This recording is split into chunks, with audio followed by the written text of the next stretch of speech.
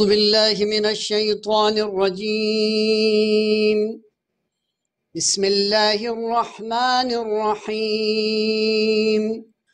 اللهم صل على محمد وآل محمد وعجل فرجهم. بسم الله الرحمن الرحيم. الحمد لله الذي لا يبلغ مدحته القائلون ولا يحصي نعماءه العادون، الذي لا يدركه بعد الهمم ولا يناله غوث الفتن، والصلاة والسلام على خير خلقه وأشرف بريته الذي سمي في السماء بأحمد وفي الأراضين بأبي القاسم محمد. اللهم صل على محمد وعلى أهل بيته الطيبين الطاهرين الذين أذهب الله عنهم الرجس وطهرهم تطهيرا.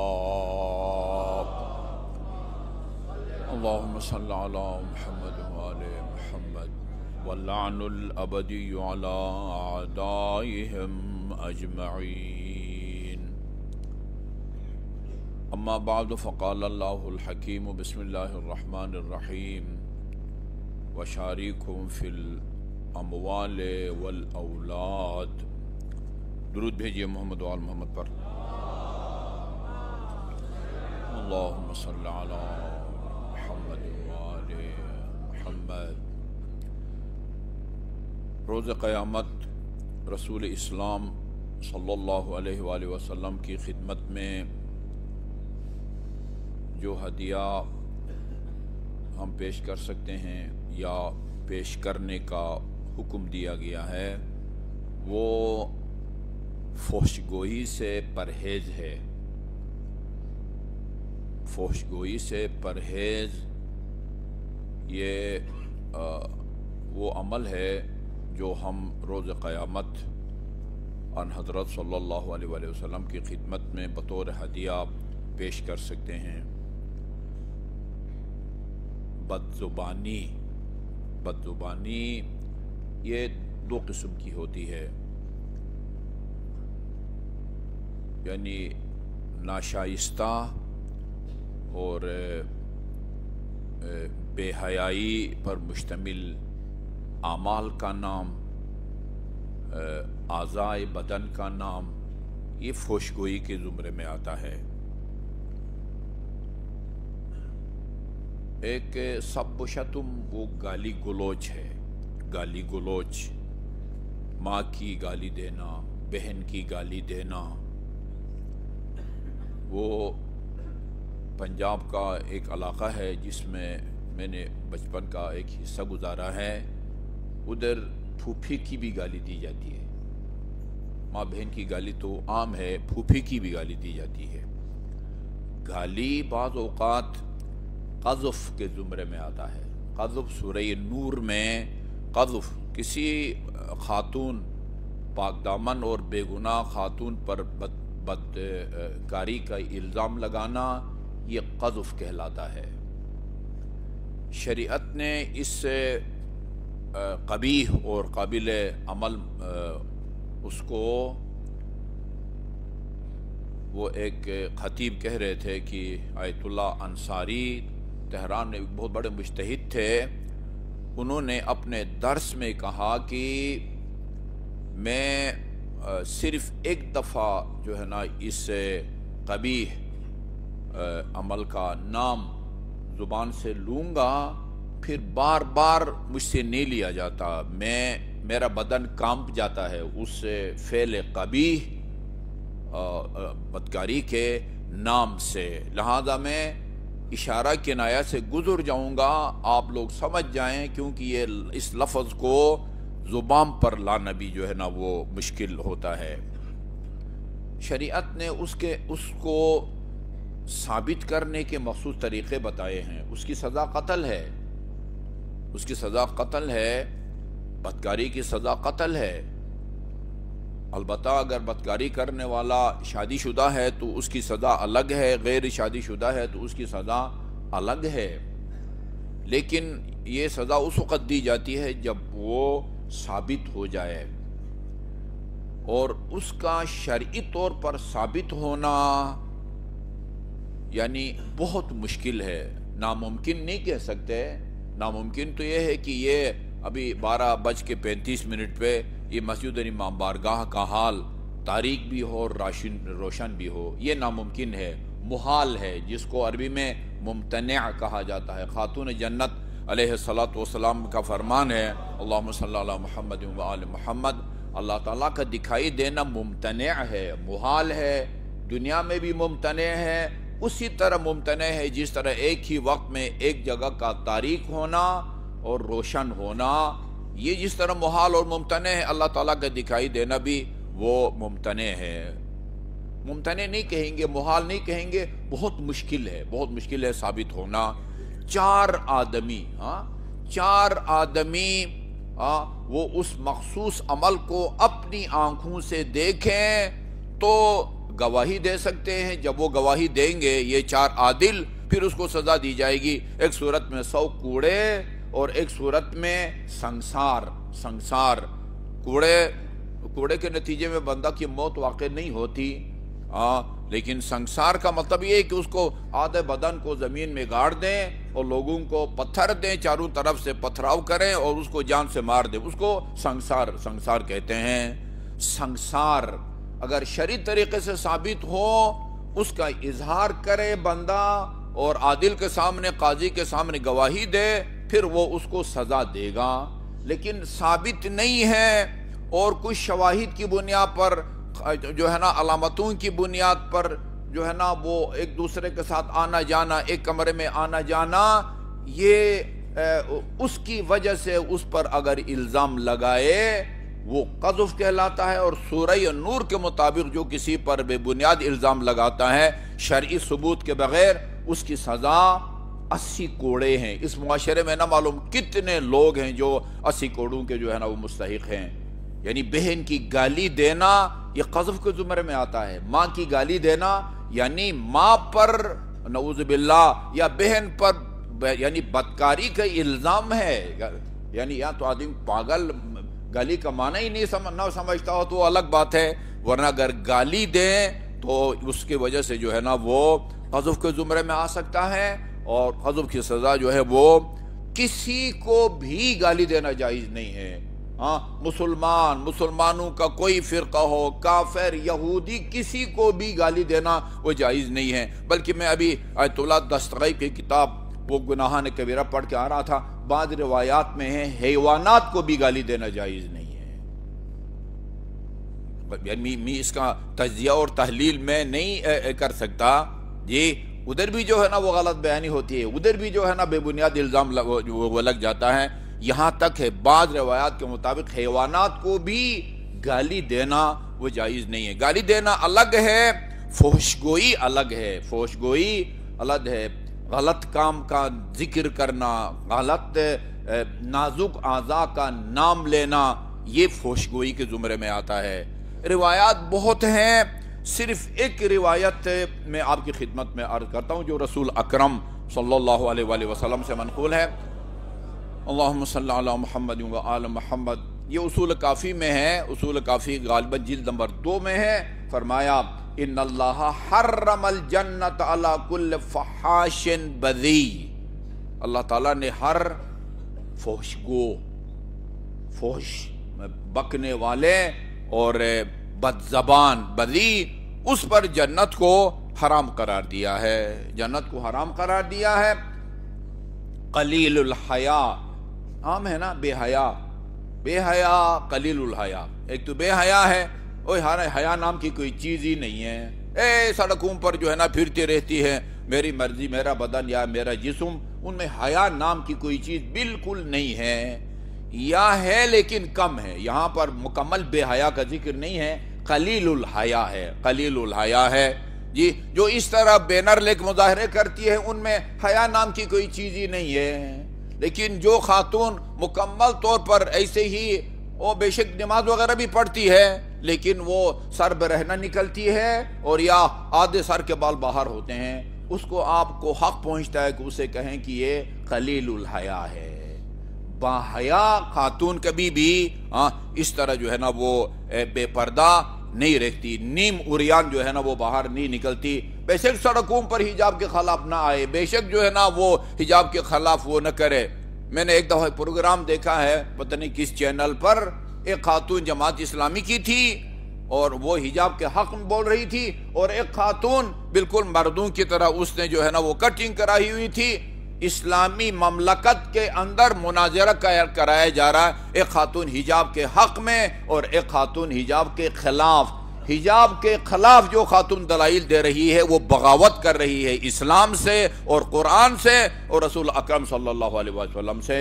اور سورہ نور کی سراسر آیات کے خلاف چینل پر آ کے بولنے والی، اس کو آدمی کیا کہے؟ قرآن پر اس کا اگر ایمان ہو تو اس طرح کی باتیں نہیں کرتی۔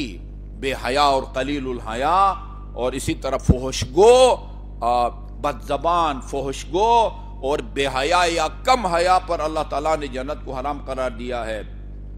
اس کے بعد فرمایا ایسا آدمی لا یبالی ما قال، اس کو پرواہ نہیں ہوتی ہے کہ میں کیا کہہ رہا ہوں، ولا ما قیل فیہ، نہ اس کو اس بات کی پرواہ ہوتی ہے کہ مجھے کیا کہا جا رہا ہے۔ ایسے ایسے معاشرے موجود ہیں جہاں یا ایک تو ہوتا ہے نا کوئی لڑائی جھگڑا ہو گیا، کسی سے دشمنی ہو گئی، وہ گالی گلوچ دیتے ہیں، نہیں، بڑے جگری یار ہیں جو ہر وقت ساتھ ساتھ رہتے ہیں، باتوں باتوں میں گالی تک یہ کلام بنی ہوئی ہوتی ہے ان کی، گالی وہ اب نقل بھی نہیں اتار سکتا میں اس مقدس مقام پر۔ ایسی یار دوست بیٹھے ہیں، ان میں جو ہے نا وہ گالی کا لفظ زبان پر بول کے پھر اپنے سلسلے گفتگو کو وہ آگے بڑھاتے ہیں۔ اس کو پرواہ ہی نہیں ہے کہ مجھے کیا کہا جا رہا ہے، وہ خود بھی لوگوں کو گالی دے رہا ہے، دوست کو گالی دے رہا ہوتا ہے، آگے دوست کی گالی کو بڑی خندہ پیشانی سے سن بھی رہا ہوتا ہے۔ جس کو یہ نہیں پرواہ، لا یبالی، نہیں پرواہ، امیر المومنین کا فرمان ہے نا، ابو طالب کے بیٹے کو پرواہ نہیں ہے کہ موت اس کے اوپر گرتی ہے یا یہ موت کے اوپر جا کے گرتا ہے، لا یبالی، اس بے حیا کو خبر ہی نہیں ہے، پرواہ ہی نہیں ہے کہ ما قالا، میں زبان سے کیا نکال رہا ہوں، وما قیل فیہ، مجھے جو ہے نا وہ کیا کہا جا رہا ہے۔ فإنک، عجیب ہے، اب یہ الفاظ بڑے سخت ہیں لیکن ان کو چھپانا خیانت کے زمرے میں آتا ہے۔ چھپانا ہوتا تو رسول خدا خود چھپاتے، لوگوں کی دل آزاری ہوگی، لوگ محسوس کریں گے، نہیں، جب رسول خدا نے کہہ دیا ہے تو پھر بتانا پڑتا ہے۔ اور امیر المومنین میں نہج البلاغہ میں فرمایا ہے الساکت عن الحق کالشیطان الاخرس، حق کی بات چھپانے والا، قرآنی آیات حق ہیں، رسول اکرم اور آپ کی اولاد پاک کے اقوال، ان کی فرمائشات حق ہیں، ان کو چھپانے والے کو امیر المومنین نے گونگا شیطان کا نام دیا ہے۔ الساکت عن الحق ہے جو حق کی بات نہیں کرتا، چھپاتا ہے، سامعین کے لحاظ میں وہ جو ہے نا وہ گونگا شیطان ہے۔ فَإِنَّكَ إِن فَتَّحْتَهُ، جو فحشگو ہے نا، ہر وقت اس کی زبان پر فحشگوئی ہے، گالی گلوچ ہے، اگر ان فتشتہو، اگر آپ تفتیش کریں گے نا، انکواری اگر کریں گے، ذرا اس کا پس منظر معلوم کریں گے، تو لم تجدہ الا لغیت او شرک شیطان، اس کے پیچھے دو سبب کار فرما ہوتے ہیں، دو سبب، یا کسی یہ بدکاری کا نتیجہ ہے، یا پھر یعنی اس کی جو اولاد ہے نا اس میں شیطان نے بھی اپنا حصہ ڈالا ہوا ہے، یہ دو چیزیں ہیں۔ اچھا، راوی عرض کرتا ہے فقیل یا رسول اللہ افی الناس شرک للشیطان، یہ لوگوں کی اولاد میں بھی شیطان شریک ہوتا، اس میں اپنا حصہ ڈالتا ہے؟ فرمایا ہاں، تم نے قرآن کی آیت نہیں پڑھی، اللہ تعالیٰ فرماتا ہے جی ہاں،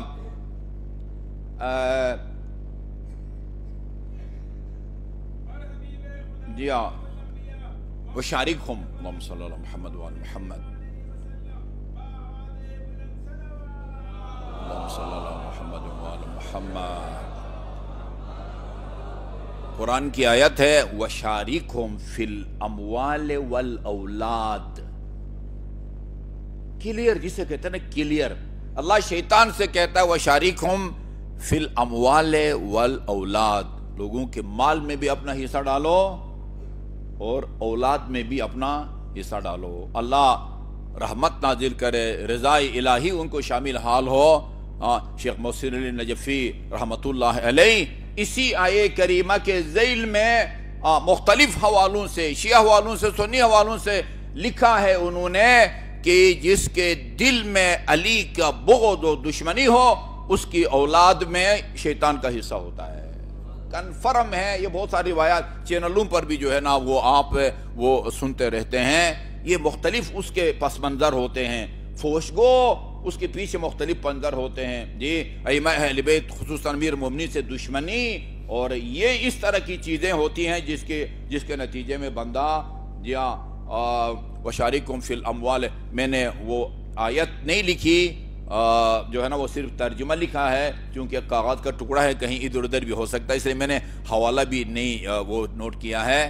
نماز کے بعد اگر کسی کو حوالہ چاہیے ہو تو میں یہ یعنی سورہ نمبر اور آیہ نمبر, سورہ کا نام اور آیہ نمبر وَشَارِكْهُمْ فِي الْأَمْوَالِ وَالْأَوْلَادِ, صاف قرآن کی آیت ہے, شیطان سے خطاب ہے, مال میں بھی اور اولاد میں بھی تم شریک ہو جا. اب کس قسم کے لوگوں کے مال اور اولاد میں شریک ہے وہ پھر روایات اور وہ بتاتی ہیں. حرام کام ہے, یعنی آیت اللہ دستغیب نے گناہان کبیرہ کے اندر من جملہ گناہان کبیرہ میں سے گالی گلوچ دینا, کافر کو بھی گالی دینا جائز نہیں ہے. امام جعفر صادق علیہ السلام کے سامنے کسی نے کسی کو گالی دی, آپ نے اس کو روکا تو اس نے کہا فلان وہ یہودیہ کا فرزند ہے. کہا کہ ایسا نہیں, ہر قوم کا اپنا کوئی نکاح ہوتا ہے.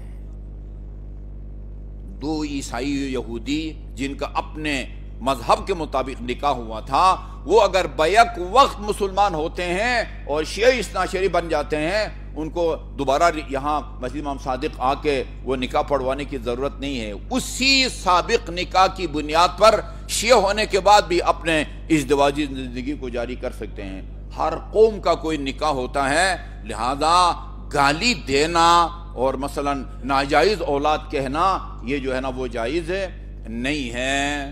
تو کسی کو بھی جائز نہیں دے سکتے. فوش گوئی یہ بھی جائز نہیں ہے, من جملہ گناہان کبیرہ میں سے ہے. یہ وہ عمل ہے کہ جس کو ترک کرنا ایک ہدیہ ثابت ہو سکتا ہے, جس کو ہم روز قیامت رسول اسلام صلی اللہ علیہ وسلم کی خدمت میں پیش کر سکتے ہیں. اعوذ باللہ من الشیطان الرجیم, بسم اللہ الرحمن الرحیم. والعصر ان الانسان لفی خسر الا الذین آمنوا وعملوا الصالحات وتواصوا بالحق وتواصوا بالصبر.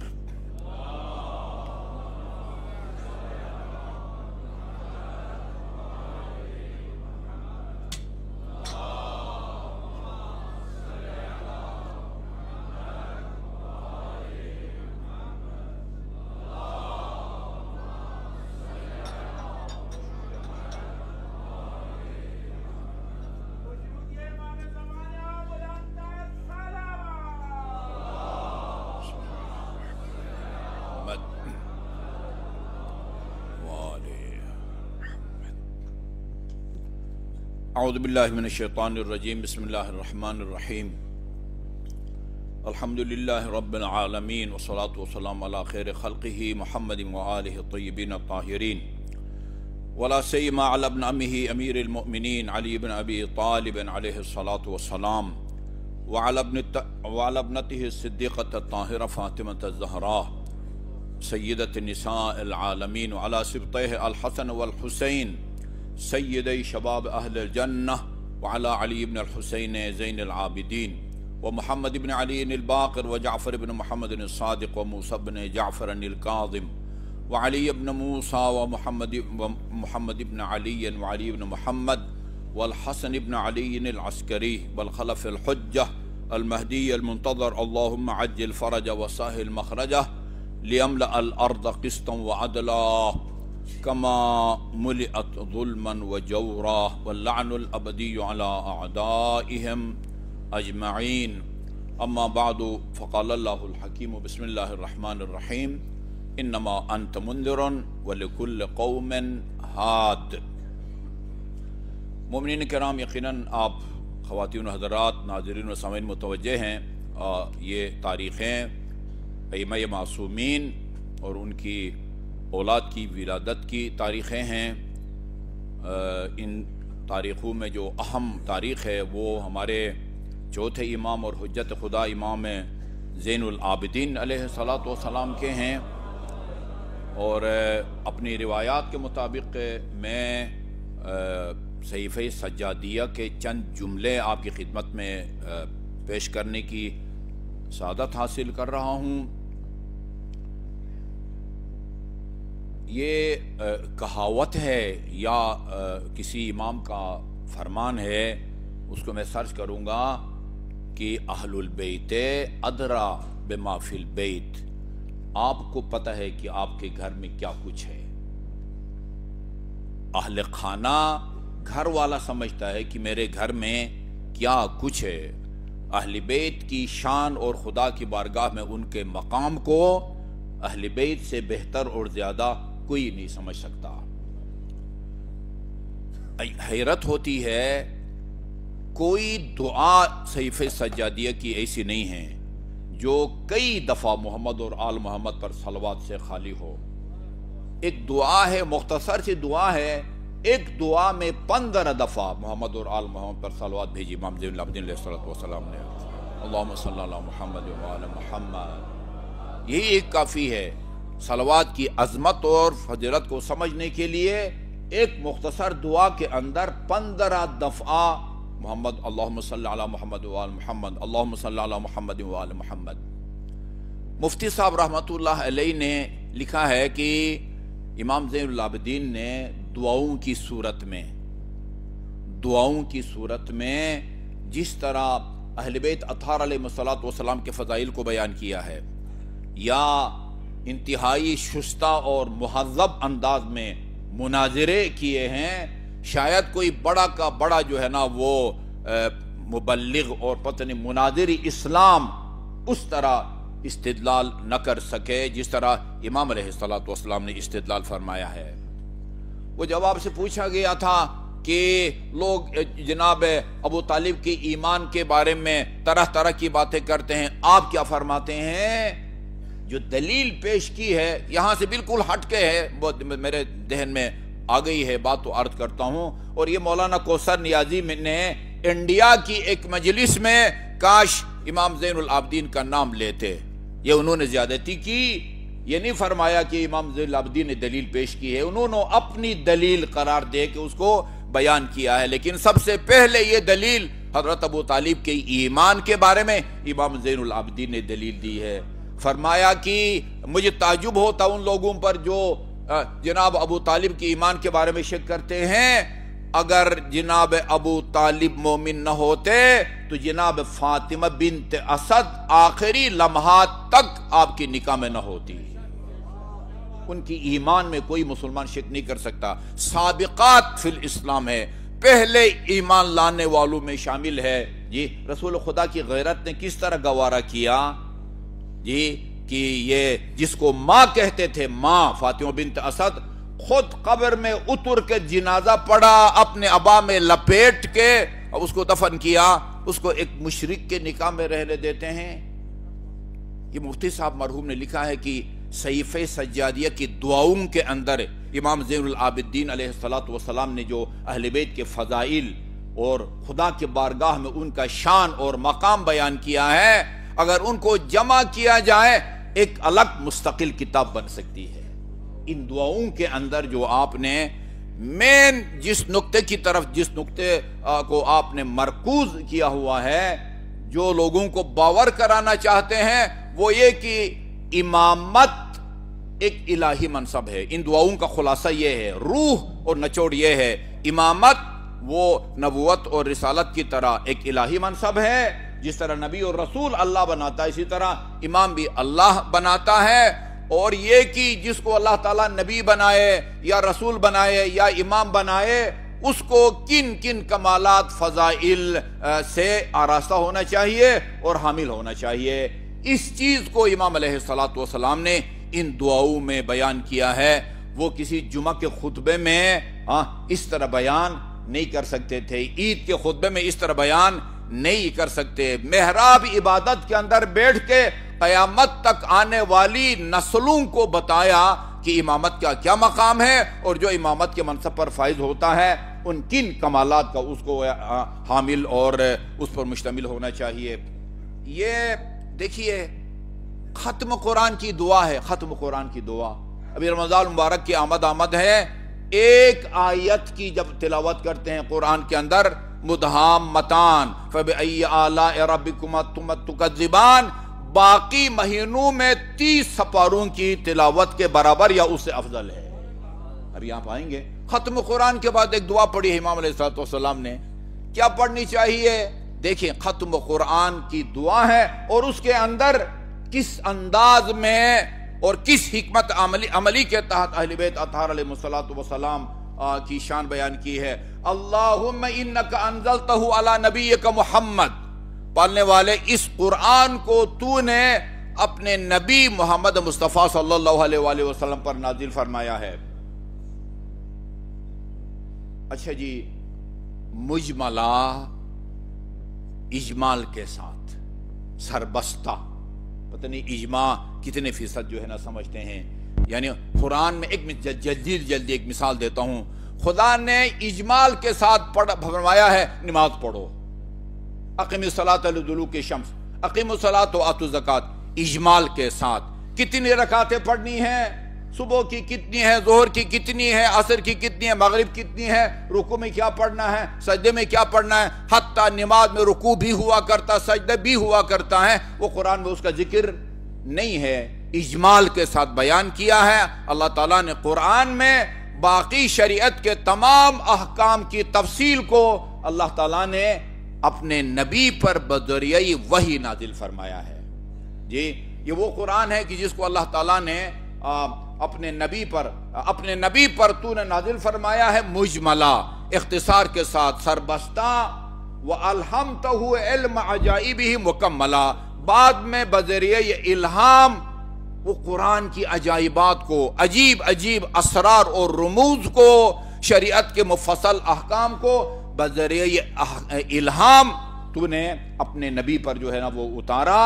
الہامہ یہ جیسا آپ کو پتا ہے روزے کے احکام نماز اس میں موجود نہیں ہے، بھئی 10-12 چیزوں سے روزہ ٹوٹتا ہے، کیا سب کا ذکر قرآن کے اندر موجود ہے؟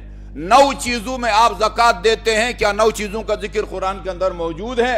اللہ تعالیٰ نے بذریعہ وحی، بذریعہ الہام بتایا ہے کہ بھئی ان چیزوں میں زکوٰۃ ہے، ان چیزوں سے روزہ ٹوٹتا ہے، صبح کی اتنی ہے، فلان فلان فلان، ان کی تفصیل کو بعد میں الہام کے ذریعے اللہ تعالیٰ نے اپنے حبیب پر اتارا۔ آگے وَوَرَّثْتَنَا عِلْمَهُ مُفَسَّرًا، اور تو نے ہم اہل بیت کو اس تفصیلی علم کا وارث بنا دیا ہے۔ جی، اس تفصیلی علم کا ہم اہل بیت کو تو نے وارث بنا دیا ہے۔ وَفَضَّلْتَنَا عَلَى مَنْ جَهِلَ عِلْمَهُ، اور تو نے ہمیں ان سے افضل اور برتر قرار دیا ہے جو ان قرآنی علوم سے جاہل اور بے خبر ہیں۔ جی، اس علم کی وجہ سے تو نے ہم کو فضیلت اور برتری عطا فرمائی ہے۔ وَقَوَّيْتَنَا عَلَيْهِ، اور تو نے ان قرآنی آیات کو سمجھنے کے قابل بنایا ہے، تو نے ہمیں اتنی طاقت دی ہے کہ ان قرآنی حقائق کو ہم سمجھیں، لِتَرْفَعْنَا فَوْقَ مَنْ لَمْ يُطِقْ حَمْلَهُ، تاکہ تو ان لوگوں کے مقابلے میں ہمیں بلند مقام عطا فرمائے جو ان قرآنی تعلیمات کو سمجھنے اور ان کے متحمل ہونے کی قوت اور طاقت نہیں رکھتے۔ سمجھ رہے آپ موازنہ کو؟ اچھا جی، اس کے بعد ایک دوسری جگہ فرماتے ہیں اللہم صلی علی اطایب اہل بیتہ، خدایا پاک اور پاکیزہ اہل بیت اطہار پر درود اور سلام بھیج۔ پاک، اللہم صلی اللہ محمد وعلی محمد، رسول اسلام کے پاک اور پاکیزہ اہل بیت پر صلوات بھیج۔ وہ کون سے اہل بیت؟ الذین اخترتہم لامرک، یہ ہے روح تشیع، وہ اہل بیت جن کو تو نے امر یعنی دین اور شریعت کے لیے جن کو تو نے اختیار کیا ہے۔ اسی لیے میں نے کہا تھا نبوت اور رسالت کی طرح امامت یہ الہی منصب ہے، نبی کو خدا اختیار کرتا ہے، مقرر فرماتا ہے، رسول کو بھی اور امام کو بھی اللہ تعالیٰ مقرر فرماتا ہے۔ یہ وہ اہل بیت ہیں، اخترتہم لامرک، تو نے اپنے امر کے لیے، اپنے دین کے لیے، اپنی شریعت کی تبلیغ اور اس کی حفاظت اور پاسداری کے لیے تو نے اہل بیت کو اختیار کیا ہے۔ وَجَعَلْتَهُمْ خَزَنَةَ عِلْمِكَ، اہل بیت کو تو نے علم کا خزانہ دار بنا دیا ہے، اپنے علم کا جو خزانہ ہے وہ تو نے اہل بیت اطہار علیہ السلام کو دیا ہے۔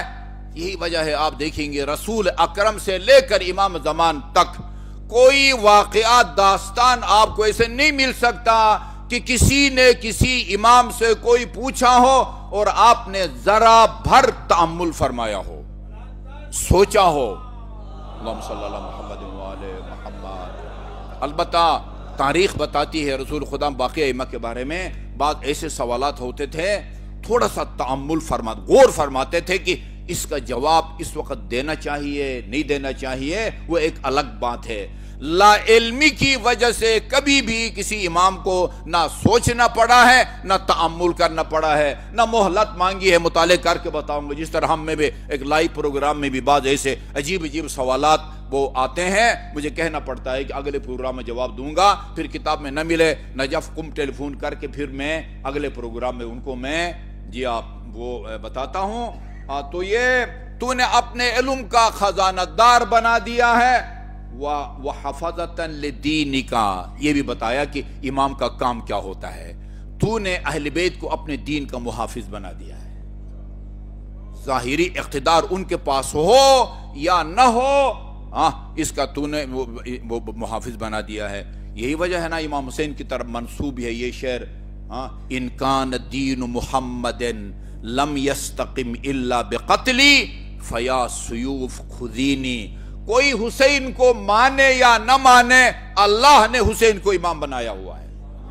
ان لم یکن لم یستقم، اگر میرے نانے کا دین میری شہادت کے بغیر نہیں بچ سکتا، پھر تلواروں سے مخاطب ہے، فیا سیوف خذونی، یہ ان کے بنی امیہ کے خناشام تلواروں، یہ میں حسین اور اس کا سینہ حاضر ہے، میں نانا کے دین اور شریعت کو آنچ جو ہے نا وہ نہیں آنے دوں گا۔ اللہ تعالیٰ نے اہل بیت اطہار کو دین کا محافظ بنا دیا ہے، اور خلفاء فی ارضک، تو نے ان کو اپنا جانشین خلیفہ بنایا، جس طرح قرآن میں ہے حضرت آدم کو اللہ تعالیٰ نے اپنے خلیفہ بنایا، ان کو بھی اپنا خلیفہ بنایا ہے۔ وَحُجَجَكَ عَلَىٰ عِبَادِكَ، بندوں پر ان کو حجت قرار دیا ہے۔ حجت کا مطلب یا جو کام یہ کہیں کرو اس کو کرنا ہے چون چرا کے بغیر، جس کام سے روکے اس سے رکنا ہے، اس کے قریب نہیں جانا چون چرا کے۔ حجت کا مطلب جو ہے نا وہ یہ ہوتا ہے، وَطَهَّرْتَهُم مِّنَ الرِّجْسِ وَالْجِنْسِ تَطْهِيرًا بِإِرَادَتِكَ، تو نے اپنے ایک ارادہ کے ذریعے ان سے ہر قسم کے رجس اور پلیدی کو تو نے دور رکھا ہے۔ گویا آیت تطہیر کا جو ہے نا وہ ترجمہ کر رہے امام علیہ السلام، جو وَجَعَلْتَهُمْ الْوَسِيلَةَ إِلَيْكَ، اور اپنے تک پہنچنے کا ان کو ذریعہ بنایا ہے، وَالْمَسْلَكَ إِلَى جَنَّتِكَ، اور ان کو جنت پہنچنے کا تو نے راستہ بنا دیا ہے۔ یہ ان کی روش پر، ان کی بتائے ہوئے دین پر عمل کر کے ہی بندہ جنت کو جو ہے نا وہ حاصل کر سکتا ہے۔ اللہم انکا ایت دینک فی کل عوام بامام اقمتہ علما لعبادک۔ بہت غور سے سنیے اس جملے کو، وہ کہتے ہیں کہ وہ امام کا کلام کلاموں کا امام ہوتا ہے، امام کا کلام کلاموں کا امام ہوتا ہے۔ تو نے ہر دور اور ہر زمانے میں اپنے دین کی تائید کی ہے کسی نہ کسی امام کے ذریعے، جس کو تو نے اپنے بندوں کے لیے نشان بنایا ہے۔ علامت کو یہ علم جو ہم لگاتے ہیں گھروں کے اوپر، یہ علم ہے، ایک نشانی ہے۔ حضرت عباس کی نشانی ہے کہ بھئی اس طرح کا علم لے کے گئے تھے، وفا یہ کی علامت ہے۔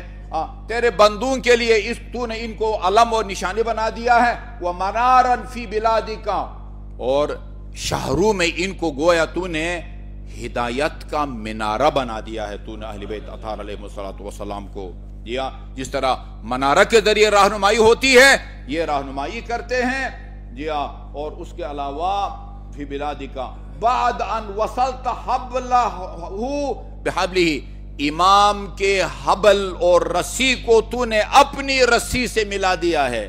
یہ کسی سیاسی آدمی کا بیان نہیں ہے، یہ امام زین العابدین کا بیان ہے. مطلب یہ کہ تو نے مفتی صاحب نے جو تشریح کی ہے، تو نے ان کی اطاعت کو اپنی اطاعت جی اور اپنی اطاعت کو ان کی اطاعت قرار دیا ہے. وَجَعَلْتَهُ ذَرِيَّةً إِلَىٰ رِضْوَانِكَ، اور ان کو اہل بیت اطہار کو یا اس امام کو تیری رضامندی حاصل کرنے کا ذریعہ بنا دیا ہے. وَافْتَرَضْتَ طَاعَتَهُ، ہر دور میں کوئی نہ کوئی امام ہوتا ہے جس کی عبادت کو اطاعت کو تو نے فرض قرار دیا ہے.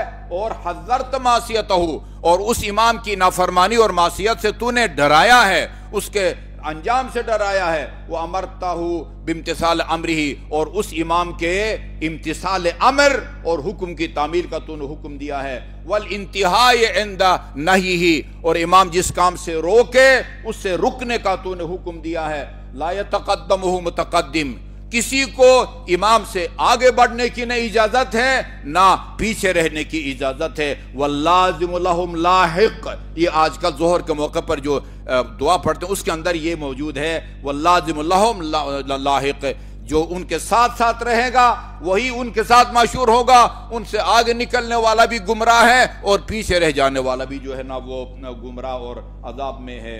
وَلَا مُتَقِّنٌ فَهُوَ عِصْمَةٌ لِلْعَائِذِينَ، یہ جو امام ہے نا یہ پناہ گزینوں کے لیے جائے پناہ ہے. وَقَحْفُ الْمُؤْمِنِينَ کے لیے مضبوط جو ہے نا وہ یہ بھی پناہ گاہ ہے. عُرْوَةُ الْمُتَمَسِّكِينَ، دین سے متمسک ہونے والوں کے لیے مضبوط رسی ہے. بہاء العالمین، ہر زمانے کا امام عالمین کی زینت ہوا کرتا ہے، پوری دنیا اور عالمی کی زینت ہوا کرتا ہے. جی ہاں. اس کے بعد پھر ان ائمہ معصومین اہل بیت کے چاہنے والوں کے فضائل بیان کیے ہیں.